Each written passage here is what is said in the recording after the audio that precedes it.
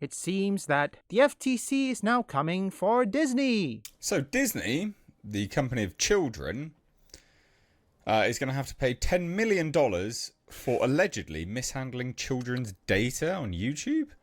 Pretty major turn of events. Quite an interesting turn of events. This is, of course, the family studio.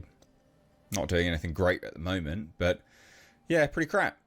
I thought I saw this. I was like, what? I've got to do a video on this. This is baffling to me. So let's take a look, ladies and gents. Please do hit subscribe if you're new here and do turn those bell notifications on. So this is quite crazy. Wow, $10 million. Unbelievable. The FTC, wow, their videos with under 13 viewers. Did they use YouTube Kids or something for Disney? I don't know, folks. Because I know most Disney films, or in this case, most of the time, they were all under children, or in this case, YouTube Kids. So it could probably be that. I mean, how come YouTube doesn't see that? Like a huge, sort of surprise. I think, well, it's just interesting more than anything. So the Walt Disney Company is obviously another controversy. And what it is online privacy, right? So the FTC, the Federal Trade Commission, has effectively accused Disney of improperly labeling YouTube videos targeted at children, which then allowed unlawful collection of personal data from under 13, aged under 13 viewers, which is, I mean, that's a really interesting accusation. It on face value, it sounds like anyone could get in hot water. But it does also sound like something that Disney would do knowingly, with intention, and something that they did on purpose, basically. So yeah, well, it wasn't a shock. I mean, seriously, they've been trying to get the kids, because don't forget, right now, do you remember Snoop Dogg? Snoop Dogg just got canceled, and because of that, he had to bend the knee. And this is what happens. Disney has lost all its identity. How long can Bob Iger or Walt Disney even continue until what? Until everything crumbles upon them? I don't know. I don't know where I sit on this at the moment. So basically the result is now a $10 million settlement. And they've got a brand new compliance program, which puts Disney under regulatory scrutiny for years to come, which is pretty mad. Ooh. It's pretty mad. So what the FTC accused Disney of? The FTC's complaint zeroed in on how Disney used YouTube to distribute clips from its most child-friendly content, like Frozen, Toy Story, The Incredibles, Coco, and even classic Mickey Mouse cartoons. So rather than marking these uploads as made for kids, Disney allegedly relied on default channel level settings that categorize them as not made for kids. Now that, I mean, so obviously I've got a YouTube channel. Clearly you're watching this on YouTube. Same. And if you are making something for children, you do actually have to label it for kids, because it does a few things. Like it puts it in a specific area of YouTube. It does something to the comments. Also does something to the ad revenue as well. That's right. It changes quite a lot of the metrics of the video. Now, obviously, none of my content is made for children. Clearly, none of my content is meant for kids. And so when Disney does that, it does seem really nefarious.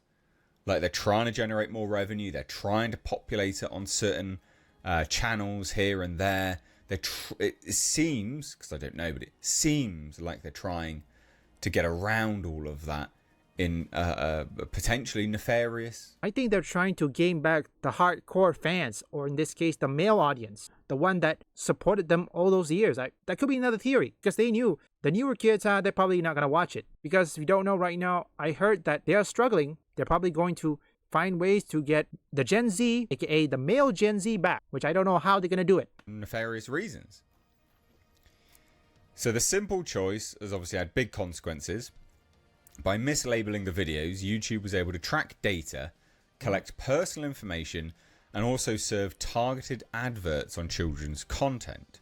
And this is the thing. So under Children's Online Privacy Act, platforms and publishers must obtain verifiable parental consent before collecting data on kids under 13. And again, remember, YouTube changes the adverts when it's made just for kids. Like that, there's something that they do. But again, that main take home there is that because of privacy protection, COPA, they have to have parental consent before collecting data on kids. And as they say in this article, which I've left a link down below, this isn't a grey area of the law. COPA has been on the books since 1998. Yet, according to regulators, Disney still failed to meet the basic requirements. By mid-2020, YouTube itself... so YouTube actually flagged more than 300 Disney videos as misclassified. Well, that's shocking. And then Disney didn't bother to fix it. So they've got someone working there on the Disney YouTube channel. They would have been notified that their videos were misclassified, and they chose not to change them. It's pretty bad. That's pretty bad. Means they failed. So the settlement and its conditions, right? Disney has agreed to pay the $10 million penalty, but more importantly, it now has to change its practices going forward. And to do that, the settlement requires Disney to notify parents and secure parental consent before collecting any data from children under 13. They have to individually review and label each video on YouTube to determine if it should be marked made for kids. Maintain a compliance program for the next 10 years unless YouTube itself rolls out a universal age assurance system, which I will say this, Disney will undoubtedly have say or some kind of sway over YouTube. Like, there's no doubt in my mind that Bob Iger knows people that work at YouTube, that help run things, and could put in a word to change something. That is, but effectively, they're kind of situation. strong-armed for 10 years unless that happens, which is mental. Now, the FTC chairman, Andrew N. Ferguson, made his criticism clear, said that the settlement was meant to penalise Disney's abuse of parents' trust and to reinforce that age assurance technology is the path forward for protecting children online. Disney's response, well, they tried to downplay it, obviously. The company has stressed that the issue was limited to third-party distribution on YouTube, did not involve Disney's own streaming platforms or apps. Doesn't really matter, but okay. In a public statement, Disney claimed it remains committed to the highest standards of compliance with children's privacy laws and pledged to continue investing in better tools to monitor its content. I mean, it's not just read your emails, mate, to be fair. You would have just got an email saying this was misclassified. Like, what bunch of dickheads. So the FTC wasn't buying the nothing to see here defense. Regulators specifically wanted to send a message that even large, sophisticated companies cannot skirt COPA by relying on broad default settings. Good for them. So this is the first FTC action against a YouTube content provider since 2019. The earlier case involved Google itself, which paid $170 million for the same type of violations. So this time the FTC targeted a content distributor, Disney, showing that enforcement is moving beyond platforms and extending to publishers. Even though YouTube is technically the publisher, they do act as the publisher. It shines a spotlight on Disney's corporate image. Disney is a company that aggressively markets itself as a family brand with content safe for children, yet this case shows that when profit meets compliance, Disney will, not may, they will cut corners at the expense of its youngest audience. So this is hilarious, and I love it, and I'm here for it. So the conclusion is, the settlement with the FTC may not carry headline-grabbing numbers, it carries weight all the same. They demonstrate the federal government will hold content publishers accountable, not just the platform, at least when children's privacy is at stake. Yeah, I don't know about that one. The damage isn't financial. For Disney, is not. They can just pay it. They can pay the $10 million. But sometimes, sooner or later, there's gonna be a point where Disney will have to face the reality that they can't lose any more money.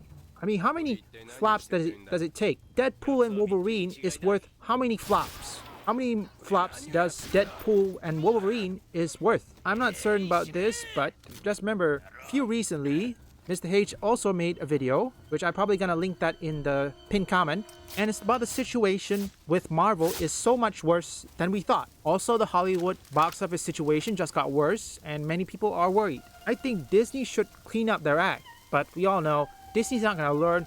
No matter how much money they lose, they're gonna still continue to do it, because right now they're trying to figure out a way to get the male audience back. We all know the only way Disney can get the male audience back is to dismantle the HR department, or in this case, the blue hair harpies, the wokies that are within Disney that have infiltrated it. The woke leftists, the progressiveness, the fan activists. And remakes, or in this case, live action remakes, they're not gonna help it. And right now, Marvel and Star Wars, according to Disney, has failed. The only few movies that I think is going to save them, well, at least not save them, but at least buy them time, is, of course, another Deadpool and Wolverine, a Wolverine movie, or in this case, Tom Holland's Spider-Man. Oh yeah, which reminds me, Yelena Belova is confirmed, according to Cosmic Wonder. She is confirmed to be in Spider-Man Brand New Day, and many speculated it is because of the Thunderbolt flop. I don't know for that, but we'll have to wait and see. I mean, it's been interesting to see how Spider-Man and Black Widow would team up. In my first channel, I made a Tom Holland Spider-Man movie, the game. It's not like I made it, I most likely theorized it. I'll continue that in my first video. So this is what happens when Disney tried to change their model, making all about feminist, LGBTQ, all this virtue signaling, thus alienating the male audience. Well, you know what they say, it is too little too late. It's gonna be a tough mountain to climb for Disney to win back all of the male gamers, or in this case the male audience, to come back.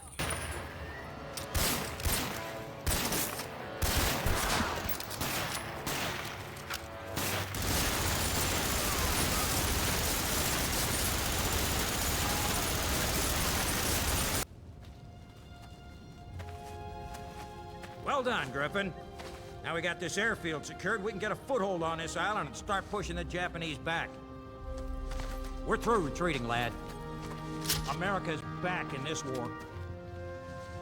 Leave a like and subscribe if you want gaming news, gaming theories, or you just want to see me play games. Visit my first, third, and fourth channel up here or link in the description.